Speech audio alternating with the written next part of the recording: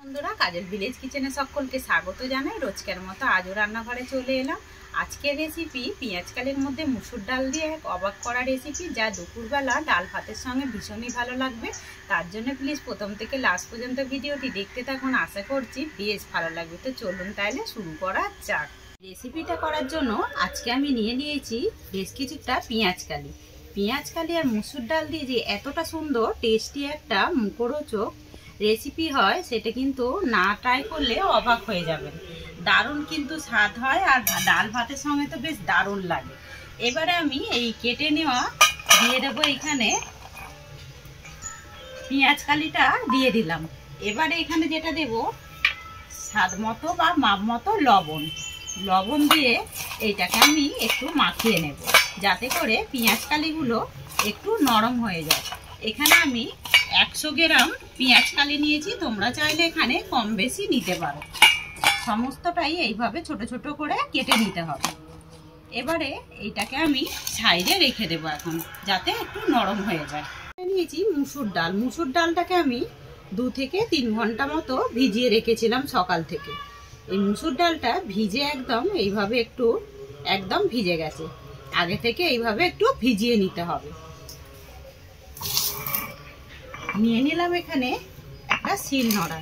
তোমরা চাইলে এই কাজটা কিন্তু মিক্সিতেও করে নিতে পারো। এবারে মুসুর ডালটা, সমস্ত ডালটাই আমি এর মধ্যে দিয়ে দেব।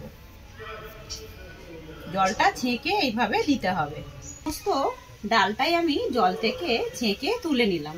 এবারে এখানে যে উপকরণটা দেবো, এখানে আমি আগে থেকে 2 টুকরো আদা আর নিয়েছি এখানে রসুন 3 টুকরো মতো। এইটা দিয়ে এবারে আমি সমস্ত উপকরণগুলোকে খুব ভালো করে বেটে নেব। এদিকে মুসুর ডাল আর রসুন আদাটাকে খুব ভালো করে আমি এইভাবে বেটে নিয়েছি। এখানে যে পেঁয়াজকালিটাকে লবণ মাখিয়ে রেখেছিলাম, অনেকটাই কিন্তু জল ছেড়ে গেছে। এবারে এই জল থেকে আমি ছেঁকে তুলে নেব একটা থালার মধ্যে।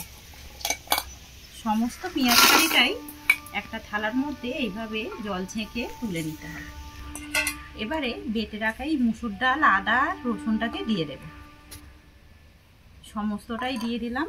চলো এবারে এতে একে একে কিছু উপকরণ দিয়ে দেব। যেমন দেব একটা ছোট সাইজের পেঁয়াজ কোচানো, আর দেব এখানে কাঁচা পাকা লঙ্কা কুচিয়ে নিয়েছি, আর এখানে বেশ কিছুটা ধনেপাতা। এই উপকরণগুলো এর মধ্যে দিয়ে দেব, যাতে করে খেতে পেঁয়াজকালির টেস্টটা দ্বিগুণ হয়ে যায়। এবারে কিছু গুঁড়ো মশলা এর মধ্যে অ্যাড করব। যেমন দেব এখানে 1/2 চামচের থেকে একটু অল্প জিরে গুঁড়ো, দেব এখানে ধনে গুঁড়ো।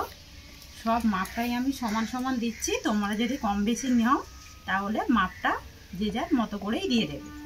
এবারে দিলাম সুন্দর একটা রঙের জন্য বেশ কিছুটা হলুদ গুঁড়ো, আর যেটা দেব ঝালের জন্য আবারও আমি লঙ্কার গুঁড়ো। আমি এখানে কাঁচা পাকা লঙ্কা দিয়েছি, আবারও 1/2 চামচের মতো দিয়ে দিলাম লঙ্কা গুঁড়ো। দেব এখানে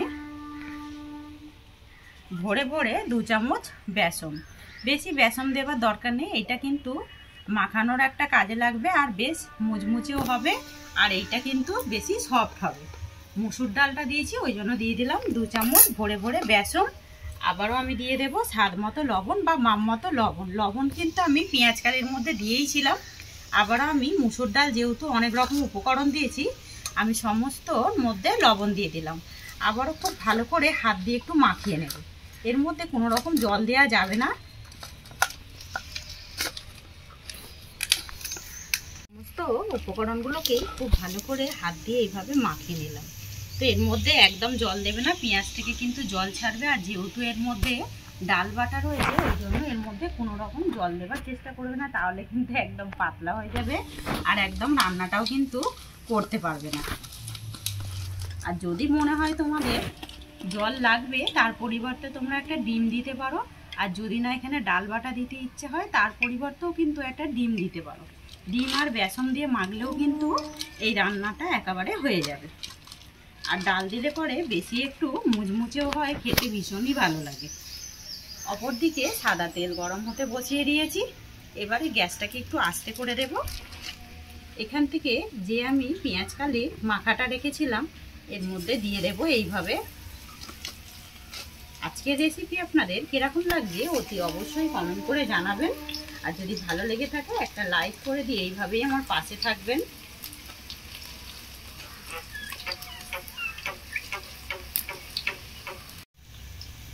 সমস্ত মাখাটাকেই আমি এইভাবে দিয়ে দিলাম।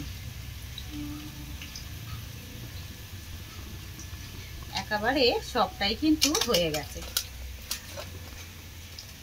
আর এইগুলো ভাজতে কিন্তু বেশ বেশিক্ষণ সময় লাগে না, একদম কম সময়ের মধ্যেই দেখবে ওপরটা এরকম শুকিয়ে আসলে তখনই অপর পিঠটা এইভাবে উল্টে দেবে।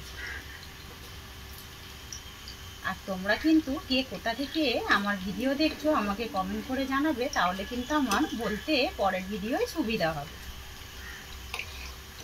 সমস্তগুলোকেই এইভাবে উল্টে দেবে। সমস্তগুলোকেই উল্টে দিলাম। আর দেখুন কতটা মুচমুচে হয়েছে। আর এটা কিন্তু আগেই বলেছি গরম গরম ভাতের সঙ্গে, ডাল ভাতের সঙ্গে ভীষণই এরকম মুখরোচক একটি রেসিপি, খেতে ভালো লাগবে। একবার কিন্তু ট্রাই করতে পারো। সমস্ত আমি পেঁয়াজকালি বড়া বা পকোড়াগুলোই সুন্দর করে লাল লাল করে দু পিস এইভাবে ভেজে নিলাম। তেল থেকে ছেঁকে একটা প্লেটের মধ্যে নামিয়ে নেব। আর তোমরাই দেখো পেঁয়াজকালি দিয়ে আর মুসুর ডাল দিয়ে কত সুন্দর একটা মজাদার টেস্টি এরকম মুখরোচক। এটা কিন্তু বিকালে চা দিয়েও খেতে ভীষণই মজার হবে। আর গরম গরম ভাতের সঙ্গে তো কোনো তুলনাই নেই। সমস্ত পেঁয়াজকালি আর মুসুর ডালের পকোড়াগুলো মুচমুচে করে ভেজে নিলাম। আর কতটা সুন্দর দেখতে হয়েছে দেখুন, খেতে ভীষণই মজাদার হয়। আজকের রেসিপি আপনাদের কীরকম লাগলো অতি অবশ্যই কমেন্ট করে জানাবেন। ভালো লাগলে একটা লাইক করবেন। একবার হলো এইভাবে গরম গরম ভাতের সঙ্গে ট্রাই করবেন। ট্রাই করে যদি ভালো লেগে থাকে লাইক করে দিয়ে এইভাবে আমার পাশে থাকবেন, আমাকে সাপোর্ট করবেন। আমার এরকম নিত্য নতুন রান্নার জন্য পাশে থাকা বেল আইকনটি প্রেস করবেন। সবাই ভালো থাকবেন, সুস্থ থাকবেন। ধন্যবাদ। আবারও কোনো নতুন রেসিপি নিয়ে ফিরে আসবো। আজকের মতো এই পর্যন্ত।